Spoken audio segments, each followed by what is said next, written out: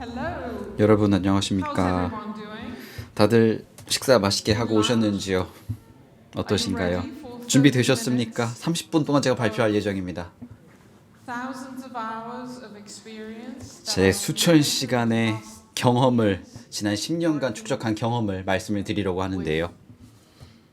AI, AI를 financial services. 금융 Are we 서비스 ready 부문에서 for that? 어떻게 활용했는지 말씀드릴 텐데 준비되셨습니까? 좋습니다. So,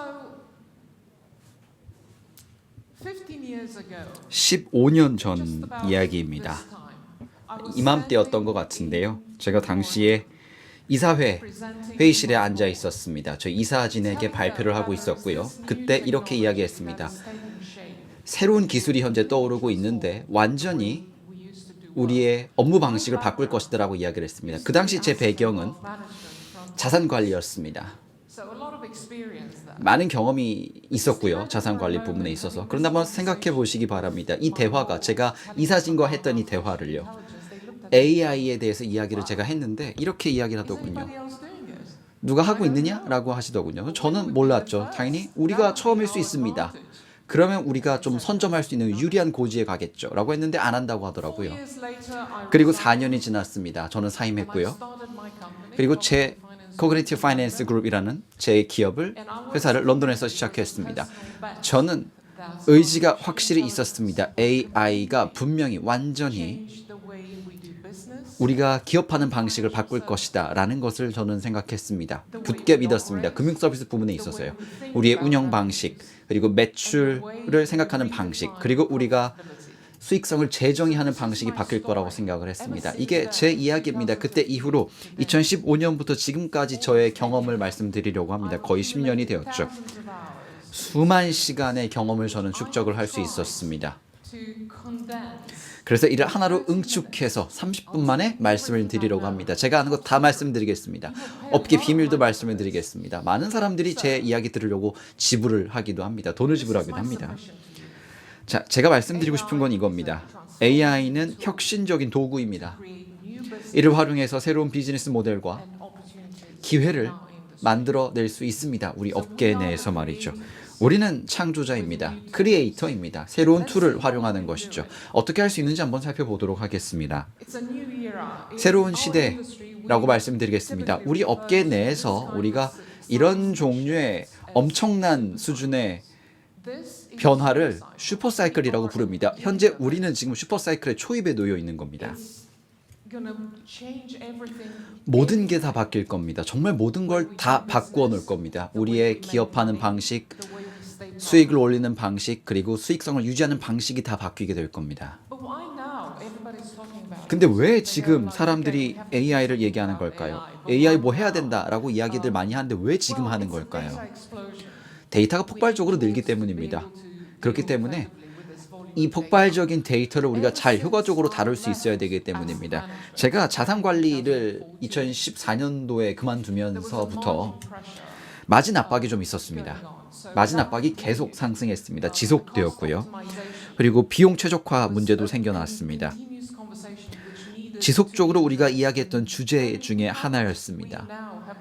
이제는 우리가 이를 해결할 수 있는 도구가 있는 겁니다. 그 다음은 규제 복잡성입니다. 보다 더 규제가 복잡해지고 있습니다. 그리고 리스크, 규제 이런 것들이 정치 기반자에게는 AI 구축에 있어서 새로운 도전 과제가 된 겁니다. 더욱더 복잡해지고 있다라는 겁니다. 그 다음은 고객의 기대치가 올라가고 있다라는 겁니다. 지금 밑에 보시면 아실 수 있겠는데 왜 그럴까요? 제가 드리고 싶은 말씀은요. 일부 고객분들은 원하진 않습니다. 필요하지도 않고요. 근데 우리는 기업으로서 이런 생각이 있는 분들, 이런 분들을 타겟으로 맞춤형 서비스를 제공해야 된다라는 겁니다. 그 다음은 새로운 디지털 경쟁자가 나타났다라는 겁니다. 핀테크라는 이름으로 나타났죠. 그리고 동시에 피어 프레셔도 있습니다. 모두가 다 하니까 우리도 해야겠다라는 생각이 압박이 드는 겁니다. 누구나 다 하고 있으니 우리도 뭘 해야 되지 않을까라는 압박을 받는다라는 겁니다. 이게 현재 상황입니다.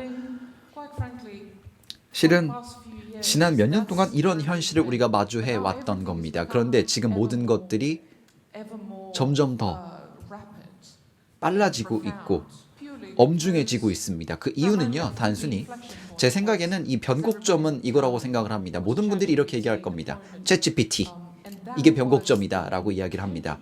이게 사실은 실질적인 이 AI를 경험할 수 있는 방식입니다. 단순한 프레임워크 내에서 사용할 수 있죠. 우리가 이해하기도 쉽고요.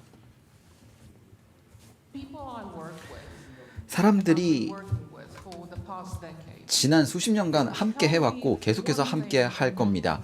한 가지를 이야기를 합니다. 많은 사람들이 퍼즐 같다라는 겁니다. 어디로 가고 있는지 모른다라는 겁니다.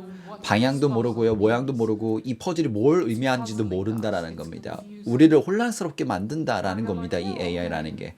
그럼 이렇게 제가 이야기 드립니다. 네, 퍼즐 맞습니다. 그런데 한 조각씩 차례대로 맞춰보자라고 저는 이야기를 드린다라는 겁니다. 우리 앞에 놓여 있는 기회들이 있습니다. 이런 새로운 미래를 만들어갈 기회가 있는데요. 세 가지 부분으로 나뉘게 됩니다. 제가 하나씩 말씀드리겠습니다. 우리는 운영 효율성을 달성할 수 있는데요. 예전에는 할 수 없었던 방식으로 운영 효율성을 개선할 수 있게 될 겁니다. 고객 경험 24시간, 굉장히 놀라운 24시간 연중 무휴 고객 경험이 가능해진다는 겁니다. 세 번째는 전략적 인텔리전스라는 겁니다. 제게 있어서 이 세 번째가 굉장히 중요한 부분이라고 생각을 합니다. AI를 가지고 달성할 수 있는 것 중에 중요한 게 이거라고 생각을 합니다. 중요한 이유는요, 조직 내 의사결정권자들이 훨씬 더 나은 결정을 실시간으로 내릴 수 있도록 하기 때문입니다. 다시 한번 말씀을 드리도록 하겠습니다. 이 AI라는 기술이 우리에게 제공해 주는 것은요, 우리 업계에 제공해 주는 거는요, 운영 개선, 새로운 매출 모델, 그리고 새로운 수익성에 대한 정의를 우리에게 제공해 주는 겁니다. 우리가 앞으로 계속 나아가고 그리고 AI를 적용하는 것을, 구현하는 것을 생각함에 따라 세 가지 단계를 우리가 거쳐야만 합니다. 한 가지 차원을 말씀을 드리도록 하겠습니다. 제 발표 전체를 아우르는, 그리고 제 업무 전체를 아우르는 한 가지 주안점이 있는데, 여러 가지 리스크와 도전 과제들을 이 AI가 우리에게 가져다 준다라는 겁니다. 우리가 기회에 대해서 이야기할 수 없고 근본이나 가속화, 확장에 대해서 이야기를 할 수 없게 될 경우가 있습니다. 만약에 리스크를 제대로, 도전 과제를 제대로 이해하지 못한다면 할 수 없다라는 겁니다. 다음 연사분이신 마틴님께서 이 모든 도전 과제에 대해서 여러분께 설명을 드릴 겁니다. 가장 통찰력 있는 방식으로 말씀해 주실 거라 확신합니다. 자, 그럼 처음부터 기반, 근본입니다. 처음부터 살펴봐야 될 단계입니다. 첫 단계입니다. 사람들이 잘못 이해하는 경우들이 여기서부터 생겨납니다. 대부분의 지난 10년 중에 대부분 기간 동안 사실 여기 계신 분들 중에 우리가 AI를 가지고서 하기 쉬운 것부터 한다. 그리고 점점점 개선을 하고 증명을 하고 나면 쓸 수 있다. 라는 이런 이야기 들어보신 분 있나요? 가장 하기 쉬운 것부터 일단 AI에 적용해보자라는 이야기 들어보셨나요? 없나요? 사실 유럽의 이야기이기도 한데 사실 런던에서는 이런 이야기 정말 많이 합니다. 어디서든 이런 이야기 합니다. 달성하기 쉬운 것부터 해보자라는 겁니다. 큰 그림이 아니라 일단은 작은 것부터 해보고 증명이 되면 넘어가자라는 건데요. 사실 그게 아닙니다. 그게 실수입니다. 사람들이 하는 첫 번째 실수가 그겁니다. 일단은 근본, 기반부터 구축하고 시작해야 됩니다. 그 다음에 필요한 비즈니스 전략도 만들어야 합니다. 어디로 갈 것인지, 이 비즈니스 전략을 활용해 어디로 나갈 것인지 생각해야 됩니다. 비즈니스 목표를 설정해야 된다라는 겁니다. 예를 들어 여러분들이 새로운 시장으로 진출하고자 한다, 혹은 고객 기반을 10배 늘리고자 한다. 그러려면 이런 비즈니스적인 사유가 있어야 된다라는 겁니다. 뭔가를 해야 할 사유가 있어야 된다라는 겁니다. 그 뒤에 기술을 적용해서 하는 겁니다. 기술이 거의 현재는 매달 바뀌고 있다는 것도 감안해야 합니다. 이 모든 노이즈라든지 움직임, 이런 빠른 변화들, 이런 걸 대응하려면 여러분들이 비즈니스 차원의 목표가 있어야 된다는 겁니다. 필요한 비즈니스 전략을 수립한다라는 것이 중요합니다. 그 다음에 데이터 구조, 거버넌스도 필요합니다. 그리고 또 다른 인프라, 예를 들어 컴퓨팅, 클라우드라든지 이런 것들이 필요하다는 겁니다. 이게 있어야 다음 단계로 넘어갈 수가 있는 겁니다. AI 전략이 일단 처음 필요하다라는 겁니다. 비즈니스 전략을 우선 세우고요. 그 다음에 AI 전략을 사용해서 비즈니스가 달성하고자 하는 것을 지원하는 겁니다. 그 다음에는 가속 단계로 넘어갑니다. 그렇게 되면 측정 가능한 ROI를 고려하게 됩니다. 그리고 나서 규모 확대 단계로 넘어가는 겁니다. 각각 단계에 대해서 말씀을 드리면서 제가 경험했던 것들, 잘 됐던 것들 말씀을 드리겠습니다. 그리고 하나 정말 잘 안 됐던 것도 말씀을 드리도록 하겠습니다. 핵심 포인트입니다. 8개가 있는데요. 기반, 근본 단계에서의 중요한 겁니다. 비즈니스 전략이 무엇인가? 이건데 AI 전략이 비즈니스 전략과 일치하도록 해야 합니다. 우리가 이 대화를 얼마나 많이 했는지, 이사회 차원에서 얼마나 많이 했는지 수도 없이 했다는 건 말씀드리기조차 힘들 정도입니다. 우리가 뭔가를 해야 된다, AI 뭘 해야 된다라고 말씀을 드렸습니다. 근데 어디로 나아갈 것인가? 이게 중요합니다. 여러분의 이사회가 전략 부분에 있어서 결정을 내렸는가가 중요합니다. 세 번째, 정말 중요한 포인트 하나 있는데요. 이걸 꼭 기억하셔야 됩니다. 태스크, 워크플로우, 프로세스. 모든 행동들, 그리고 모든 기업 내 행동들이 아주 작은 요소들로 다 쪼개지는 겁니다. 가장 작은 요소가 태스크입니다. 그리고 태스크가 여러 개가 모이면 워크플로우가 생겨나고요. 그래서 워크플로우가 뭉치게 되면 프로세스가 생겨나는 겁니다. 그래서 그 다음은 데이터의 품질, 거버넌스, 그리고 접근성으로 넘어가고요. 그리고 아키텍처는 여러분들이 현대화해야 합니다. 여러분이 해야 할 걸 생각해 봐야 하고요. 단순히 프로젝트 시작만 하는 것이 아니라 너무 크게 시작을 하면 또 나아가지 못할 수 있다는 겁니다. 처음부터 다시 다 해야 될 수도 있고요. 그 다음은 부서 간 AI 운영위가 필요합니다. 저는 미팅도 별로 좋아하진 않는데요. 근데 이 경우에는 좀 다릅니다. 실제로 여러분들이 일종의 사람들이 함께 모일 수 있는, 정기적으로 모여서 아이디어를 교류하는 그런 자리를 마련해야만 합니다. 전사적으로 이걸 함께 해야 된다는 겁니다. 그런데 이를 위원회 차원에서 할 필요는 없다라는 겁니다. 그리고 왜냐하면 이런 데서 시간을 우리가 많이 쓰기 때문입니다. 그 다음은 창의적이어하고 모두가 참여할 수 있도록 해야 된다라는 겁니다. 제가 책을 하나 냈는데요. 2017년에 제가 2019년도에 내었는데 여기서 제가 넣었던 것 중에 하나는 모두를 포함시켜야 된다는 겁니다. 리셉션 직원부터 의장, 이사회 의장까지 다 함께 해야 된다는 겁니다. 그런데 어떤 분이 저게 이렇게 말씀하시더군요. 리셉션 직원이 왜 필요한가요? 전화 받고 문 열어주시는 분인데 왜 이런 회의에 참여하냐라고 물어보셨습니다. 근데 제가 이렇게 말씀드렸습니다. 왜냐하면 모르기 때문입니다. 이분이 데이터 사이언스 비즈니스로 나중에 이직할지 누가 아느냐라고 제가 말씀을 드렸습니다. 그런 수준의 조직 내의 모빌리티, 이동성이 정말 중요하다는 겁니다. 몇 달 뒤에 실제로 정확한 그런 움직임을 취할 수 있는, 행동을 취할 수 있는 사람이 될 수 있기 때문입니다. 그런 문제가 생겨나기도 하고요.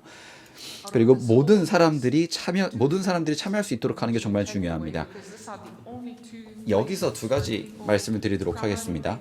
기본적으로 가장 큰 실수를 하는 게 여기서 나타납니다. 어디서 사람들이 실수를 하냐면요. 만약에 이 업무들을 다 분할하지 않으면, 그리고 여러분의 태스크, 워크플로우 프로세스를 이해하지 못하면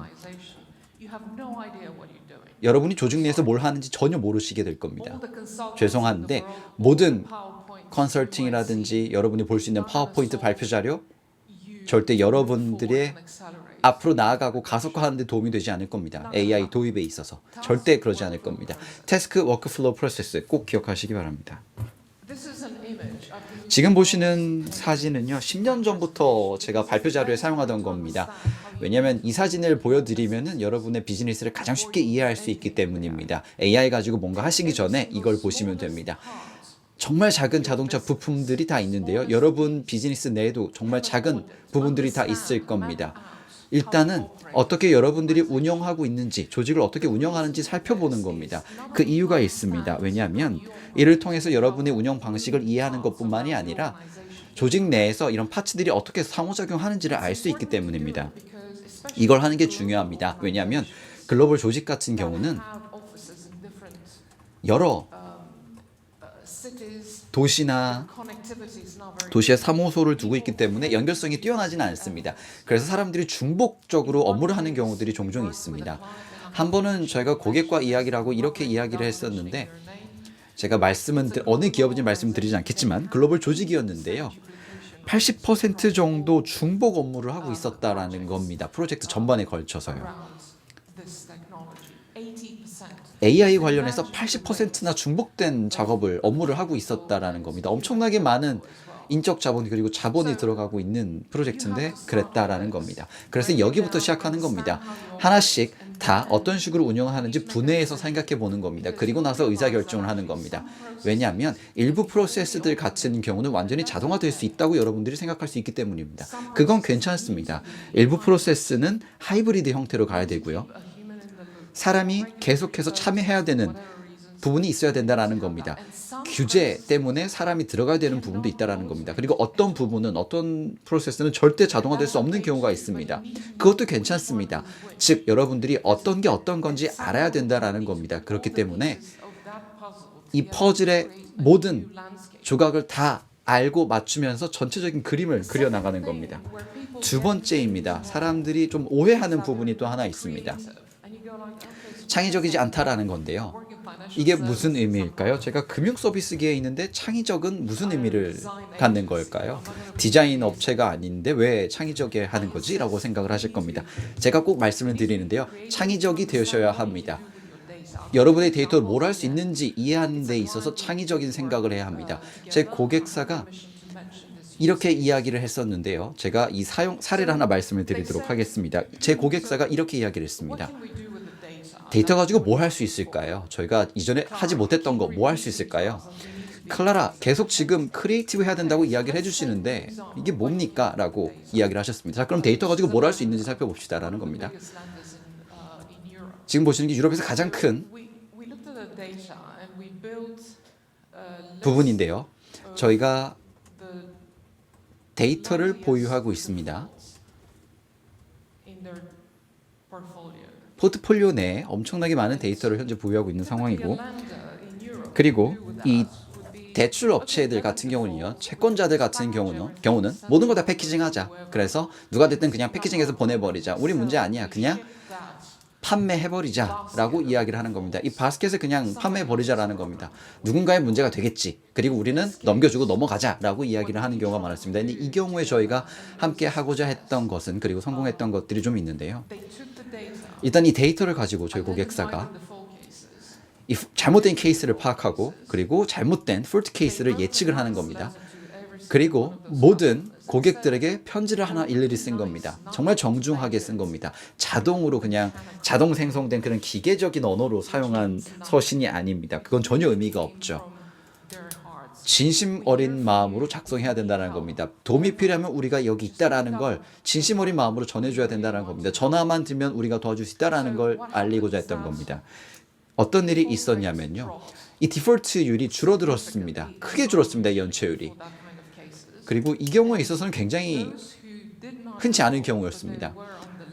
근데 디폴트 리스트에 있었던 분들도 시간이 지남에 따라서 연체가 없어졌다라는 겁니다. 이런 식으로 우리가 해결했던 겁니다. 이게 밀착형 비즈니스라고 생각을 한다는 겁니다. 고객이 절대 떠나지 않는다는 겁니다. 만약에 도움이 필요할 때, 실제로 가치 있는 비즈니스가 없을 때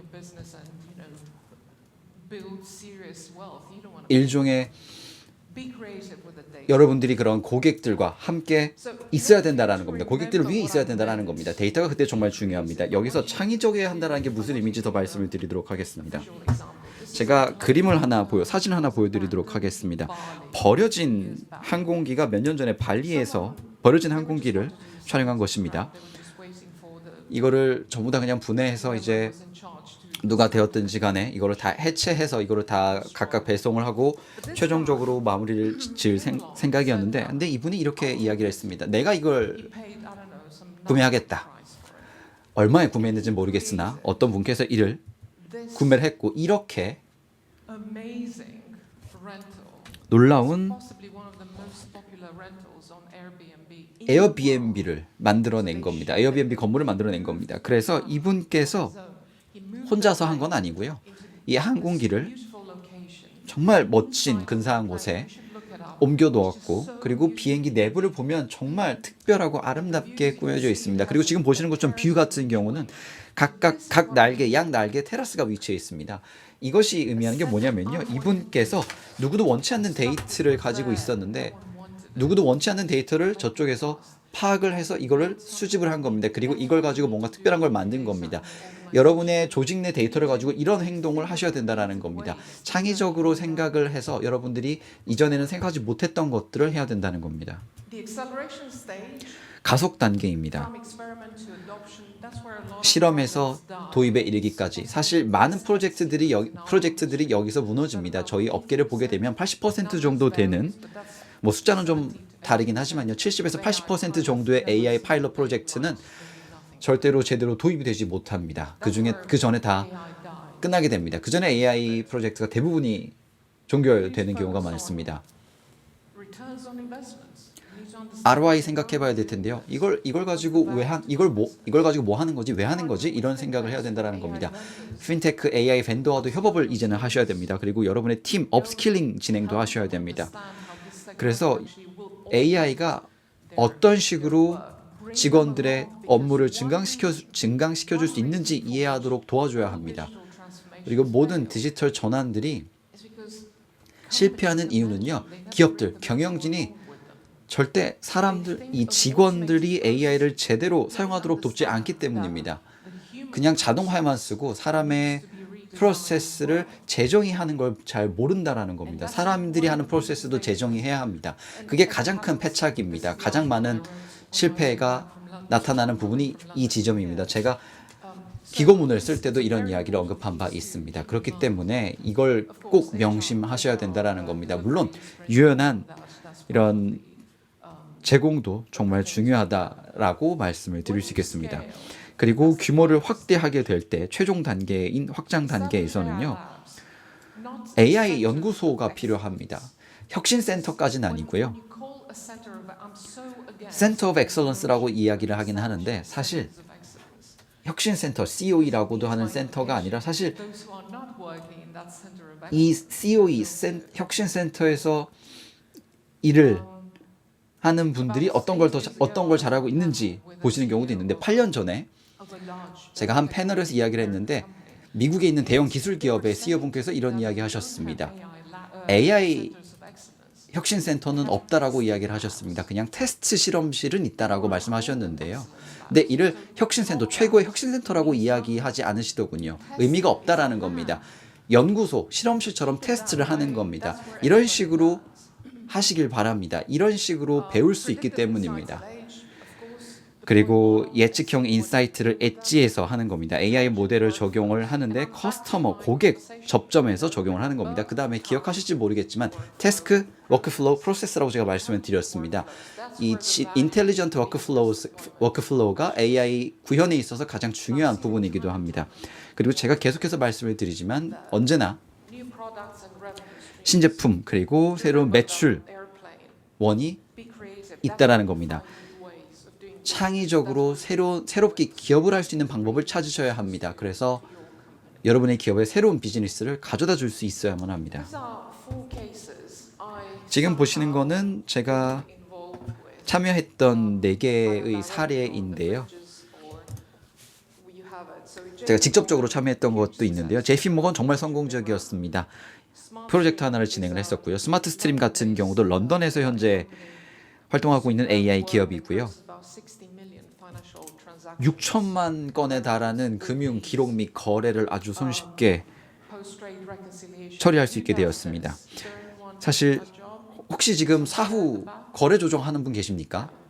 거래 후 조정하시는 분 계십니까? 얼마나 복잡한지를 알고 계실 겁니다. 그리고 자산관리 부분에 있어서는요. 역시 AI를 적용하기 시작했는데요. 말씀드렸듯 저도 자산 운용 부분에 있었는데 사실 AI를 가장 잘 활용하는 방식이 자동화라고 생각지는 않습니다만 물론 있으면 좋다라고 저는 분명히 생각은 합니다. 포트폴리오 매니저들에게는 굉장히 좋은 경험이 될 수 있고요. ING도 마찬가지로 프로젝트를 하나 소규모로 진행해서 고객 서비스를 성공적으로 이끌어간 경험이 있습니다. 또 다른 정말 중요한 슬라이드 하나를 더 보여드리겠습니다. 성공을 위해 무엇이 필요한가라는 겁니다. 만약에 여러분들이 임원진 그리고 이사회가 뭘 해야 되는지 이해하지 못한다면, 그리고 뭘 해야 되는지 모른다면 분명히 고군분투하실 수밖에 없을 겁니다. 이 시점에서 우리가 많은 동력을 잃게 되는 겁니다. 윤리적 AI 그리고 투명성도 있는데요. 역시 중요합니다. 단순히 우리 업계가 현재 뭐 통화가 거래가 되고 우리가 이런 것들을 신뢰를 기반으로 항상 진행을 하고 있는데요. 사실 제가 계속 말씀을 드리지만 사실 우리는 돈이 아니라 다른 사람들의 돈이 아니라 신뢰를 거래하는 겁니다. 그리고 우리는 제품을 제공하는 게 아닙니다. 서비스를 제공하는 게 아니라 윤리성 그리고 청렴성, 투명성 이런 것들이 필요하다라는 겁니다. 근데 이런 것들이 없다면, 신뢰가 없다면 당연히 좋은 비즈니스가 아니겠죠. 그 다음은 부서 간 협업입니다. 아까 말씀드렸지만 위원회 말씀을 드리긴 했는데요. 너무 거기에만 집착하실 필요는 없지만 모든 사람이 참여할 수 있도록 해주는 게 중요하다라는 겁니다. 그 다음은 한계와 도전 과제인데요. 다음 연사분께서 말씀을 다시 해주실 텐데 마틴님의 발표에 꼭 집중해 주시기 바랍니다. 왜냐하면 제가 지금 말씀드리는 건요. 도전 과제나 한계가 들어있진 않은데 여러분의 리스크, 한계 이걸 이해하지 못한다면 절대로 제대로 일을 하실 수 없을 겁니다. 그리고 모든 것들이 다 저해될 수밖에 없을 겁니다.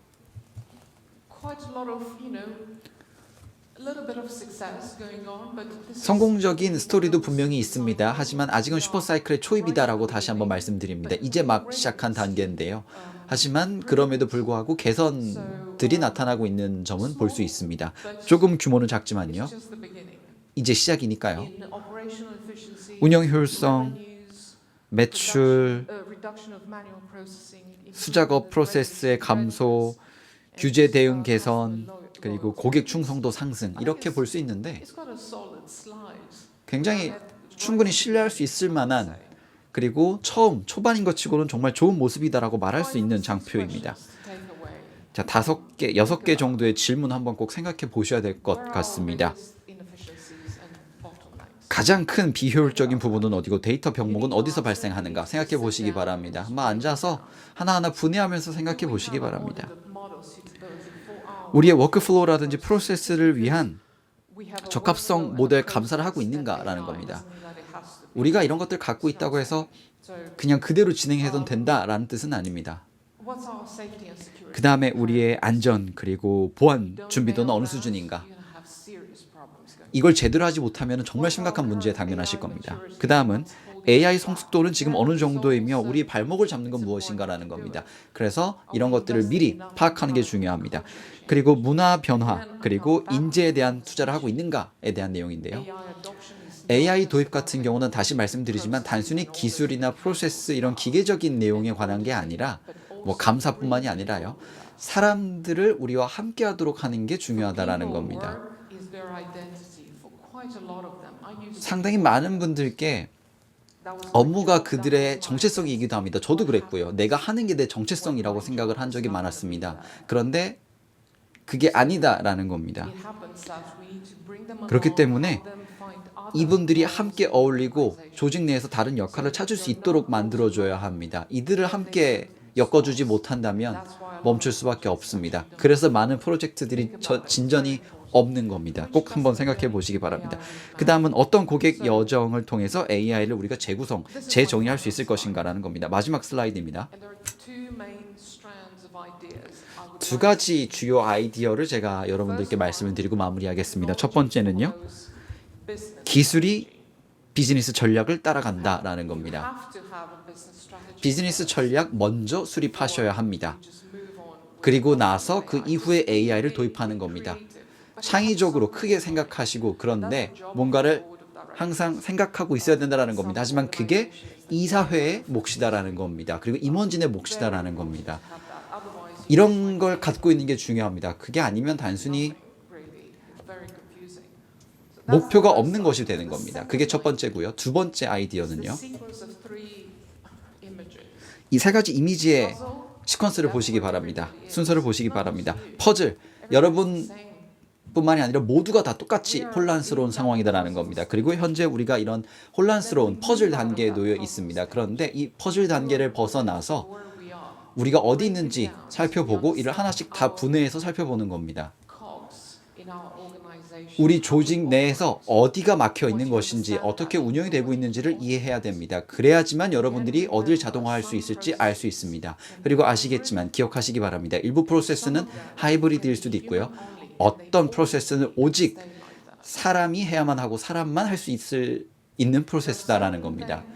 그리고 몇 가지 확실한 것들이 또 있는데요. 제가 말씀을 드리고 싶은 것은요. 확신의 말씀드릴 수 있는데요. 동의하지 않으실 수도 있지만 우리가 현재 이 미래를 만들어 나가고 있다는 겁니다. 특정 일자리 혹은 특정 프로세스는 절대 자동화돼서는 안 됩니다. 정말 중요한 부분이 바로 이 지점입니다. 그리고 마지막 세 번째 그림입니다. 여기서는 이 항공기를 꼭 기억하시기 바랍니다. 창의적이어야 한다라는 겁니다. 누구도 가치를 보지 못했던 곳에서 가치를 찾아낸 것입니다. 뭔가 재밌는 거 할 수 있을 것 같은데, 이 기술을 가지고 뭔가 할 수 있을 것 같은데 라고 생각을 해야 된다는 겁니다. 아까 말씀드렸던 그 누구도 손대고 싶지 않았던 그 바스켓 이야기를 꼭 생각해 보시기 바랍니다. 우리는 이걸 기회로 바꾸어야 한다는 겁니다. 우리 고객들도 좋은 리뷰, 로열티, 굉장히 좋은 비즈니스 이런 것들을 현재 만들어가고 있는 상황이다라고 볼 수 있습니다. 기술이 비즈니스 전략을 추종한다라는 겁니다. 그리고 퍼즐, 감사, 그리고 실제로는 훨훨 날아가는 것이죠. 우리 앞에는 새로운 기회들이 많이 놓여 있습니다. 저 역시 기대감이 굉장히 큽니다. 우리가 함께 만들어가는 세상에 대한 기대가 큽니다. 한국과도 함께하고 있고요. 그리고 다음 주에는 제가 또 다른 곳에서, 아시아의 또 다른 곳에서 이야기를 또 하고 있겠죠. 그리고는 유럽에서도 이야기할 수 있고요. 제가 어디를 가든지 간에 이런 기대감이 있다라는 겁니다. 우리가 뭔가 함께 할 수 있다라는 기대가 있다라는 겁니다. 그리고 오픈 마인드가 필요합니다. 그리고 다시 한번 말씀드리지만 도전과 리스크를 꼭 알고 있어야만 합니다. 이걸 제대로 알지 못하고 관리하지 못한다면 제가 지금 말씀드렸던 모든 내용들이 좀 더 내용이 필요하긴 하겠지만 의미가 없어질 수도 있습니다. 제 내용에 좀 더 살을 붙여서 다음 연사분께서 말을 더 해주실 겁니다. 자, 그럼 저는 여기까지 말씀을 드리도록 하겠고요. 제 발표에서 뭔가 가치를 찾으실 수 있었길 바랍니다. 마지막 슬라이드네요. 퍼즐입니다. 감사합니다.